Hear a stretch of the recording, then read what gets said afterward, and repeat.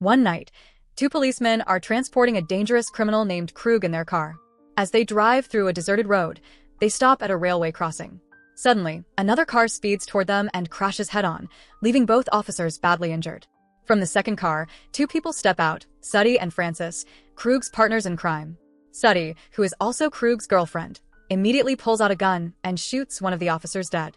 Krug then gets out, brutally beats the other cop, shows him a photo of his daughter found in the car, and coldly strangles him to death with a belt.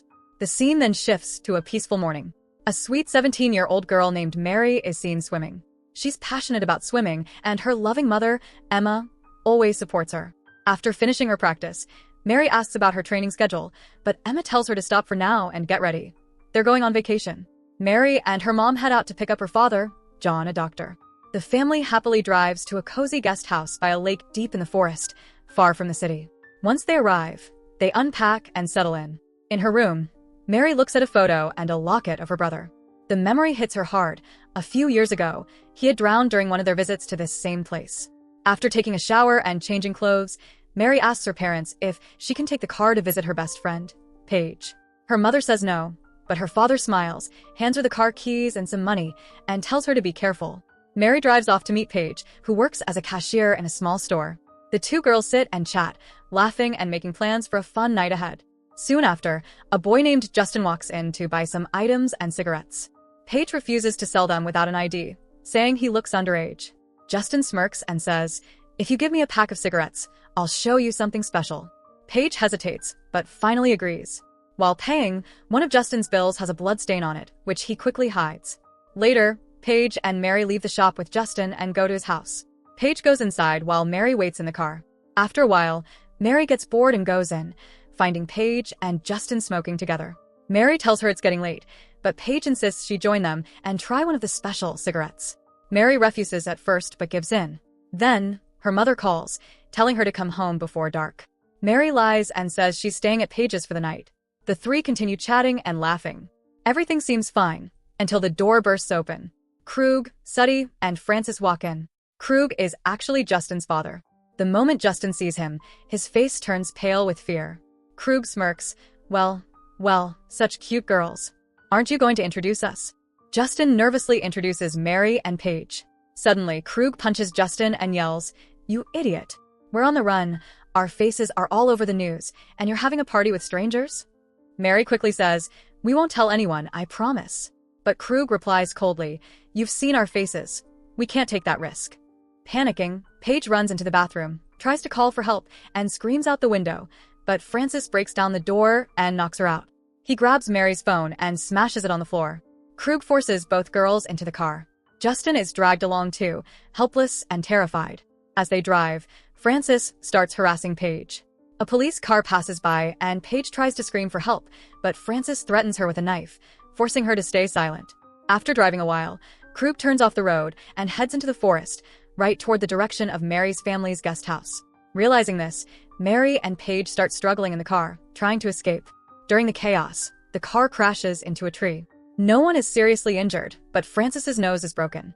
Furious, Krug and the others start beating the girls. Amid the confusion, Paige and Mary run for their lives into the forest.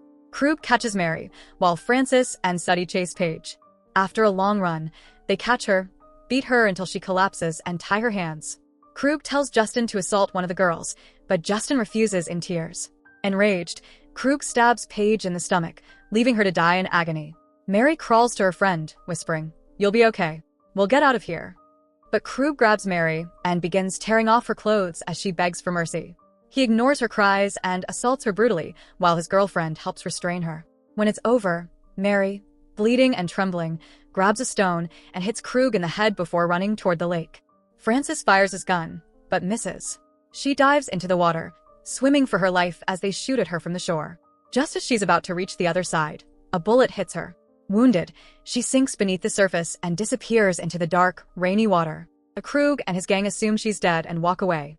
Meanwhile, with their car wrecked, Francis injured, and the rain pouring down, Krug and his gang wander through the dark forest searching for shelter. Soon, they spot a guest house by the lake, completely unaware that it belongs to Mary's parents. When Emma, Mary's mother, opens the door, Krug tells her their car crashed and they need help. Not suspecting a thing, she lets them in.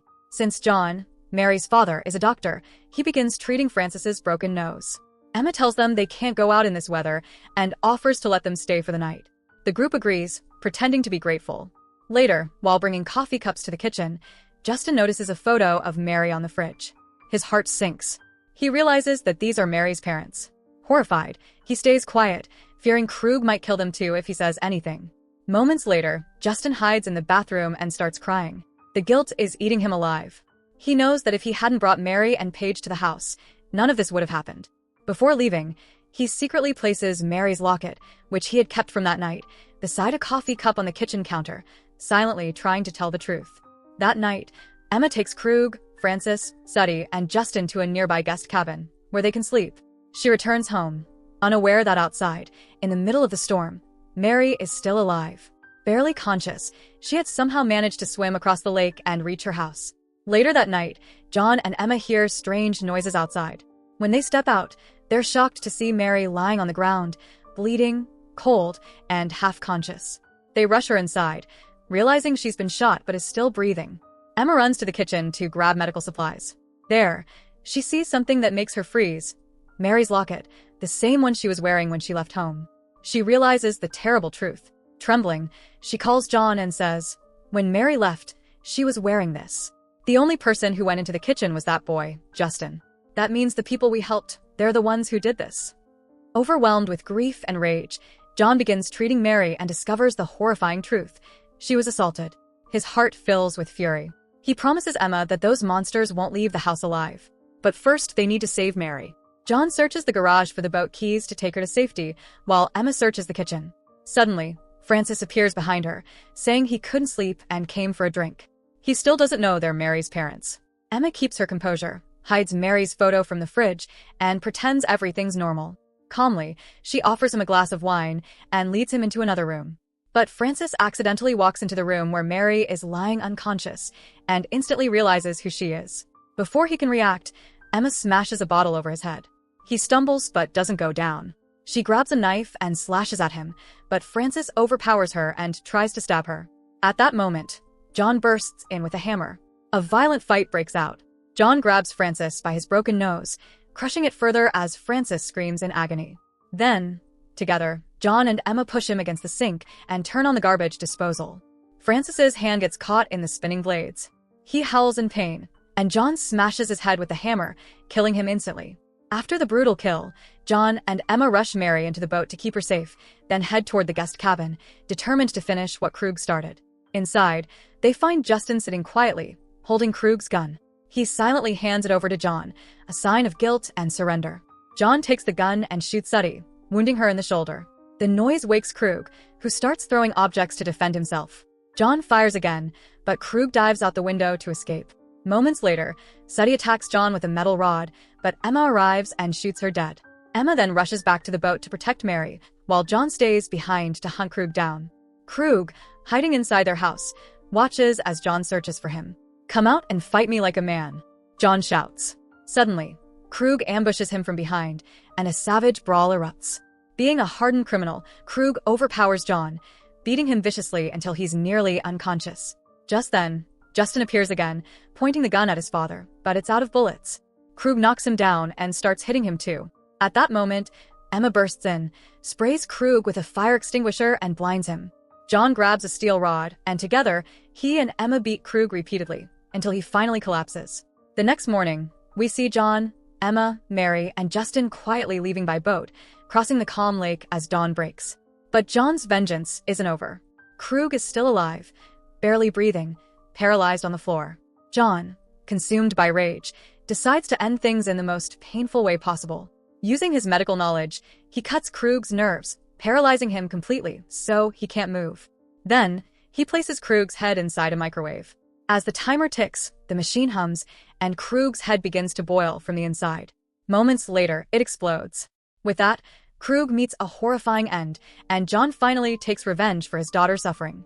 And that's how this dark and tragic story comes to a brutal close. So that's it. Hope you enjoy the story. Subscribe and press the bell icon for more videos.